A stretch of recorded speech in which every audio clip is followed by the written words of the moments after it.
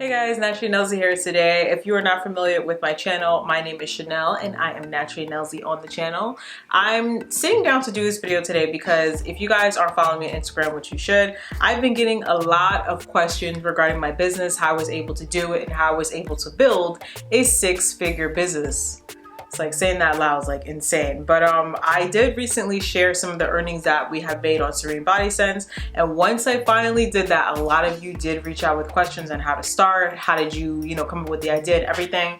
And I don't know what it is, but some people think that this is like an overnight process, but I'm definitely here to shed some light on how this whole thing came about and how we're able to be successful and still be in business for the last 5 years. So as far as where I come from, and I would say a blogger, I am a YouTuber, and I also work in corporate America. I am also an entrepreneur where I have a small business called Serene Body Sense. I have a bachelor's in psychology, and I also have my master's in human resources management. So that is pretty much my backstory. Now, a lot of people want to know how exactly did I go from broke to being a successful business owner, which is now a six-figure business. And the first thing I have to tell you guys is that, well, I come from very humble beginnings. And when I say humble beginnings, I mean like a broke ass college student. So I know what a lot of you tell me when you're like, I'm struggling in school, I'm broke. I've been there too, and it sucks. It's not something that's fun. I was in my undergrad year and I was, pursuing my bachelor's degree in psychology. And, when I graduated, I was super happy. I was ecstatic. I was like, oh my God, yes,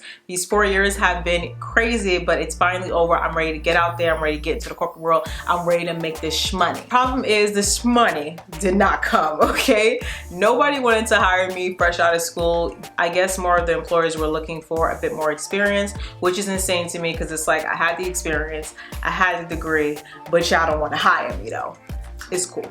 It's cool. And for all of my OG subscribers, I'm pretty sure you guys remember back in the days where I used to vlog and take you on a journey to like, driving to different boroughs to try to get a job and just coming and just feeling defeated. And the reason why I decided to make a lot of those videos, thank God for YouTube at the time, I was honestly battling depression. Like I would get up and I would that would be my 9 to 5, just applying to jobs all day. And it's like, after you continuously just keep getting rejection letter after rejection letter, failed interview attempts, no one calls you back, you get to a point where you're just like, damn, like what the hell did I do wrong in life? Like I did everything that society told me to do as far as go to school, get an internship, apply for jobs, and nothing was working. So I was just like, oh my God, like what the hell am I gonna do? Like it was insane. Obviously YouTube was something that I was doing at the time, but that's not something that really made me happy because for the most part, I always said that I wanted a career, like I didn't want to be a full-time YouTuber. I wanted something that was more stable and, like let's say if YouTube decided to just up and leave, I would still have something to fall back on. And that's the reason why I found myself so freaking depressed. Like, I don't even know if I want to share this information, but I remember those times where, try not to get emotional, I remember that, I was sitting at home and I would just break down crying all the time because I was just like, oh my God, like, what am I going to do with my life? It's like at that point in your early 20s where you're just like trying to figure out life. And it got to a point where I honestly felt like I needed to seek professional help. Like I was honestly thinking about going to, I don't know who, but somewhere to get evaluated because I got to a low point where I was thinking about harming myself in a way that could have been permanent. But I just depended on my mom. I definitely spoke to her. She was one of the biggest confidants during that time for me and one of my best supporters. And one night I just, after bawling my eyes out and just not feeling like I was worth anything, I prayed and I just asked God, like, God, just like, please give me some type of guidance because I honestly feel like I have nothing left. Like I don't know what to do. One day the idea popped into my mind and I was like, you know what, Chanel, if no one is giving you a job, it's time to create one for yourself, okay? You're just gonna have to do it. I don't know how you're gonna do it, but you're gonna figure it out some way, somehow. So I decided in my mind that I was going to start a business. I was doing YouTube for a while and I knew I did have a following there, and I was really heavy on shea butters and different things at that point, and I love creating different things and sharing it with you guys online. And I always thought those videos did well. I always had a lot of questions on it, so I was just thinking like, I do love shea butter. I love creating different things. Why not start a business where I am going to specialize in body care? And lo and behold, Serene Body Sense was born. But I'm actually going to to break this down as far as the different steps that I took to get to that point of knowing how I was going to create Serene Body Sense. The first thing that I want to tell you guys is do your research. Research is important because if you are going to come up with an idea, the first thing is to decide what exactly you're going to sell. I started researching the demographic for who was actually into purchasing body products, hair care products, and different things. And you guys know during that time, natural hair movement was big. It was, you know, strong, full throttle. So I was like, all right, that's already a market right there. And if you do have an idea, the resources that I used was, of course, YouTube. I use Amazon. I use forums, just anywhere online, even blogs, just to see what the general conversation was in this particular topic. So if you do have something that you're thinking in your mind, make sure you do your research, because the worst thing is to go in, invest all of your revenue into it, and then it's not something that's really a market that is popping. For instance, remember those fidget spinners? When that came out, a lot of people decided to do drop shipping. They did wholesale because they saw that was a market that was booming at the time. But now, fidget spinners really ain't that thing anymore. You know, like that was a trend that had died down. A lot of the time, research is not the most glamorous thing, but you gotta think about it. If you're dropping time on this, if you're dropping money on this, you want to make sure that what you're going into is going to be successful. And thankfully, the beauty business is something that I don't think will ever die, honestly, because we're always going to need products to help us. Everybody gets ashy. Everybody still needs products to help their hair grow. So I knew that this was something I could go into, and it's not something that would die over time. Now, the second tip I would give you guys is to make sure that you have a passion for what you're going into. It's very hard to try to go into a business that you really have no desire to do, because it's going to feel like work. And they always say that if you do something you love, it will never feel like a day at work. I don't want to sound like a nerd or anything, but skincare, body care, hair care, that's something that I love. I write about it.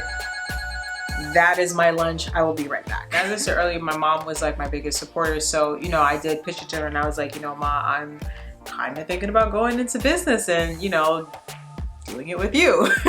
And she basically, you know, heard me out. I pitched everything to her and she said, you know what, this is something that I enjoy too, because my mom at the time was also mixing like shea butters and stuff. We're a family of naturals, so you know, we all get ashy, we all get dry. So it was something that actually worked out for us. And I remember that night like it was last night. We all decided to have a family meeting, pitched all the ideas, and it was a great outcome. We all had different ideas as far as products that we wanted to use. Everyone had different issues with their skin, so it was like something that was going to help the family and help a lot of people as well. Now, the second thing that we did was actually get a license. The one that my company has is an LLC, which is a limited liability. It is something that you are going to have to pay for, and you are actually registering with the state. So please, if you're trying to avoid your taxes and things like that, just know Uncle Sam is going to want his money. That's another big thing I have to tell you guys. Like, make sure you're doing it by the books, because if you think the government won't find you, they will.